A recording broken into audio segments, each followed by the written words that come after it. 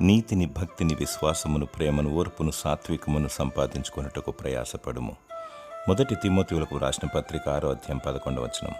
భూమి మీద ధనము సంపాదించుకోవాలని ప్రయాసపడుతుంటారు. తద్వారా పేరు సంపాదించుకోవాలని తాపత్రయపడుతుంటారు. ధనము, సంపద, ఆస్తి, అంతస్తులు, హోదా సంపాదించుకొనుటకు ఇది సమయమా?